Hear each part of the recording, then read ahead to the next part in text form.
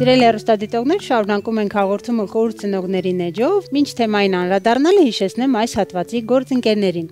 Բելգիական Ontex ընկերությունն իր Canbebe ապրանքանիշով, բնական կոնցեպտով պատրաստված Canbebe տակդիրները չեն պարունակում պարաբեն, օծանելիք եւ այլ գրգռողնյութեր, ապահովելով ձեր փոքրիկների հարմարավետությունը։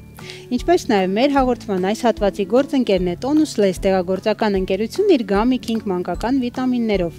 Gummy King մանկական վիտամիններն արտադրված են ԱՄՆ-ում, 100%-ով բնական են, ունեն մրգային համ եւ չեն պարունակում կոնսերվանտներ։ Այս վիտամիններն ամրապնդում են իմունային համակարգը, ապահովում ոսկրերի մկանների աճն ու ամրությունը։ Gummy King կարող եք հարցնել բոլոր դեղատներում։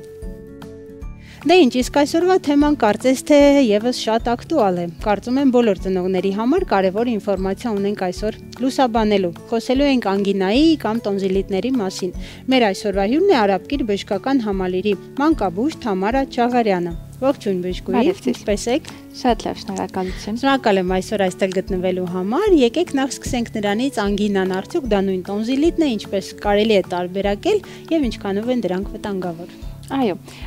մայրիկների մոտ շատ հաճախ շփոթություն կարող է առաջանալ անգինա եւ տոնզիլիտ տերմինների դեպքում, սակայն պետք է ասեմ, որ դրանք գործնականում նույնն են եւ ներկայումս ամբողջ աշխարհում ավելի լայնորեն կիրառվում է հենց տոնզիլիտ տերմինը։ Անգինան կամ տոնզիլիտը իրենից ներկայացնում է նշիկների, քմային նշիկների սուր բորբոքային հիվանդություն, որի դեպքում ծնողները կարող են նկատել նշիկների այտուց, կարմրություն, որոշ դեպքերում նաեւ նշիկների վրա առկա է լինում այսպես սպիտակավուն փար։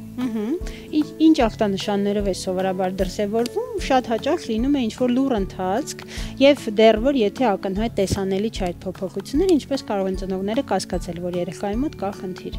Երեխաների դեպքում մենք ավելի շատ գործ ենք ունենում հենց սուր տոնզիլիտի հետ, այսինքն այն ուղեկցվում է ակտիվ ախտանշաններով, բարձր ջերմությամբ, ընդհանուր թուլությամբ, փոքր տարիքի երեխաները կարող են հրաժարվել սննդից եւ հեղուկներից, մեծ տարիքի երեխաները կարող են գանգատվել կոկորդի ցավից, արդեն կախված նրանից թե ինչ ծագում ունի տոնզիլիտը, կարող է լինել նաեւ ուղեկցող այլ ախտանշաններ, ինչպիսիք են օրինակ քթի փակվածությունը կամ քթահոսությունը, պարանոցային լիմֆատիկ հանգույցների մեծացումը, որոշ դեպքերում նույնիսկ կարող են լինել գլխացավեր, որովայնացավեր։ Տոնզիլիտները սովորաբար առաջանում են վիրուսների եւ ավելի հազվադեպ բակտերիալ վարակների հետևանքով։ Եվ արդեն կախված թե որ կոնկրետ տեսակի հետ մենք գործ ունենք, սիմպտոմները որոշակիորեն կարող են տարբերվել, սակայն բարձր ջերմությունը հիմնական ախտանշաններից մեկն է։ Եվ ինչպես նշեցիք, շատ հաճախ երեխաները ինքներ կարող են հենց ցույց տալ կոկորդը, բողոքել կամ կլման ակտը, քանի որ ցավոտ եւ ցավոտ է, նույնիսկ խուսափեն հաց ուտելուց։ Այո։ Շատ լավ։ Ինչ կարելի է եւ ինչ չի կարելի անել, արդյոք կան ընդհանուր խորհուրդներ, որոնք կիրառելի են եւ ծնողները պետք է իմանան, որ նման դեպքում օրինակ երեխային այս կամ այն բաները չստիպեն։ Ամենակարևորը եւ առաջնայինը, որ ես կուզեմ անդրադառնալ, դա եթե ծնողը նկատել է կոկորդում այդ սպիտակ արտադրությունը, նախ սկսենք նայած, որ այդ սպիտակը միշտ չի որ թարախ է, ինչպես ծնողները սովորաբար ասում են թարախային անգինա, այն կարող է լինել պարզապես վիրուսային փար։ Եվ ամենամեծ սխալը եւ երեխայի համար շատ վտանգավոր գործողությունը դա մեխանիկական մաքրում իրականացնելն է, որը երբեմն ծնողները այդ սխալը իրականացնում են եւ դա ոչ միայն չի օգնելու երեխային տվյալ իրավիճակում, այլ կարող է շատ լուրջ բարդությունների պատճառ դառնալ։ Մյուս տարածված սխալը դա առանց բժշկի նշանակման միանգամից հակաբիոտիկների օգտագործումն է։ Քանի որ արդեն նշեցի, որ հիմնականում խնդիրը վիրուսային է, եթե վիրուսային տոնզիլիտ է, հակաբիոտիկների նշանակումը եւ օգտագործումը այստեղ լրիվ անհիմն է լինելու եւ որևէ օգուտ չի բերելու երեխային, բացի վնասից։ Ինչ կարելի է անել տնային պայմաններում, դա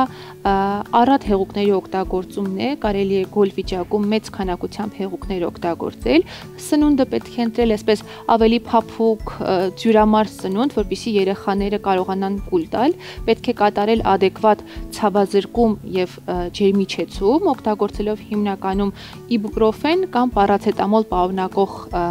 դեղամիջոցները, եւ եթե կա ուղեկցող քթի փակվածություն, հոսություն կարելի է իրականացնել վերին շնչուղիների լվացում, մյուս դեղերը արդեն ցանկալի է օգտագործել բժշկի նշանակմամբ։ ոչ մի կերպ չեմ կարող չհարցնել այդ տարբեր ողողումների մասին, որովհետև շատ ծնողներ եւ դա կարծես թե էլի ժողովրդական միջոց է, որ օրինակ շատ խմիչքներով գազավորված Coca-Cola-ն կարծում եմ շատերիս համար գաղտնիք չէ, աղաջրով, սոդաաջրով ողողումներ են անում, ինչ կասեք այդ մասին։ Տեսեք, չկա որևէ ապացուցված հիմք, որ տվյալ ողողումները կարող են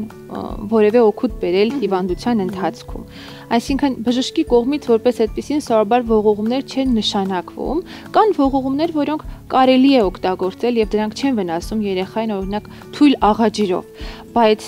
կան նաեւ ավելի ագրեսիվ նյութերով ողողումներ, օրինակ հաճախ կարող ենք ծնողներից լսել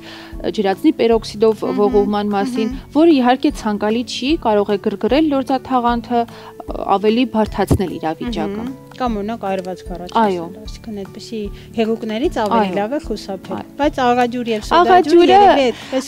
չի վնասի, բայց ոչ էլ այդքան օգտակար է։ Շատ լավ։ Սեզոնային կարծում եմ, որ իհարկե անհնար է բոլոր տեսակի վիրուսներից խուսափել, բայց եթե կան կանխարգելիչ միջոցներ, որպեսզի մեր բալիկներին պաշտպանենք այս հիվանդությունից, խնդրեմ հնչեցրեք։ Ինչպես բոլոր շնչառական վարակների դեպքում, նույնն էլ տոնզիլիտների դեպքում, պետք է խուսափել հիվանդների հետ շփումից, հաճախ օդափոխել փակ տարածքները, ախտահանել եւ լվանալ հաճախակի ձեռքերը, օգտագործել դիմակներ։ Նաեւ անդրադառնանք այն հատվածին, որ այո, մի կողմից ինքնաբուժումը եւ ինքնուրույն հակաբիոտիկների օգտագործումը խիստ ցանկալի չէ, իսկ հետաքրքիր է, որ դեպքում այնուամենայնիվ բժիշկները ցուցում են տալիս եւ դա կարեւոր է հակաբիոտիկ ընդունել։ Այո, մենք ունենք տոնզիլիտի տարատեսակներ, որոնց ժամանակ ցուցված է եւ պետք է երեխան ստանա հակաբակտերիալ բուժում, դա ստրեպտոկոկային տոնզիլիտն է։ Հասկանալու համար մենք ունենք ստրեպտոկոկային տոնզիլիտ թե ոչ, 3 տարեկանից բարձր երեխաներին խորհուրդ է տրվում տոնզիլիտի դեպքում հանձնել բկանցքի բակ քննություն։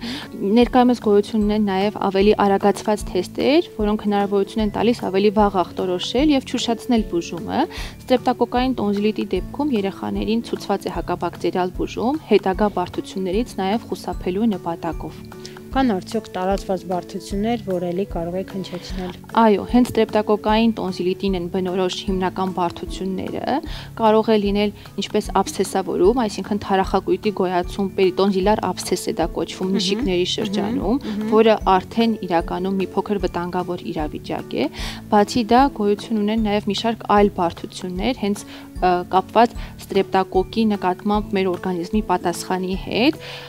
շատերը լսած կլինեն սուր ռևմատիկ տենդի մասին, որը եւս առաջանում է տարած ստրեպտոկոկային վարակից հետո, գոյություն ունեն նաև մի շարք այլ խնդիրներ ստրեպտոկոկային վարակից հետո, որոնց դեպքում ախտահարվում է երիկամները, հոդային համակարգը, դրա համար նաև շատ կարևոր է ինքնաբուժությամբ չզբաղվել եւ ժամանակին դիմել բժշկի։ Շատ լավ։ Շնորհակալ եմ շատ հետաքրքիր զրույցի համար։ Հիշեցնեմ, որ մենք այսօր խոսեցինք անգինաներից կամ տոնզիլիտից, բժշկուհին մեզ լուսաբանեց բոլոր այն ընդհանուր ախտանշանները, որոնցով կարող է այս հիվանդությունը ուղեկցվել, մի փոքր էլ խոսեցինք բարդություններից, որ առաջին հայացքից անվտանգ թվացող անգինան նույնիսկ կարող է այլ օրգան համակարգեր, ինչպես երիկամներ եւ հոդեր ախտարել, այդ պատճառով ցանկալի է միշտ դիմել բժշկի եւ հետեւել խորհուրդներին։ Իսկ ես հիշեցնեմ, որ մեր այս հատվածի գործընկերն է բելգիական Ontex ընկերությունն իր Canbebe ապրանքատեսակով։ Canbebe տակդիրների բարակ մակերեսը հարստացված է վիտամին E-ով, հալվեի, ձիթապտղի եւ երիցուկի էքստրակտով, որը պաշտպանում է ձեր փոքրիկի զգայուն մաշկը, ապահովելով հարմարավետությունը։ Ինչպես նաեւ արդեն ջերմաստիճանը աստիճանաբար նվազում է եւ երեխաները ավելի հաճախ են հիվանդանում։ Մենք առաջարկում ենք ձեր բալիկների իմունային համակարգն ամրապնդելու համար ամերիկյան արտադրության Gummy King վիտամինները, որոնք ունեն մրգային հաճելի համ, 100%-ով բնական են։ Վիտամինները հիմնականում կարող եք ձեռք բերել Tonus Farm դեղատնային ցանցում, իսկ on-line պատվիրելու համար զանգահարեք 055 30 53 07։ Այս պահին տեղափոխվում ենք հաջորդ հատված։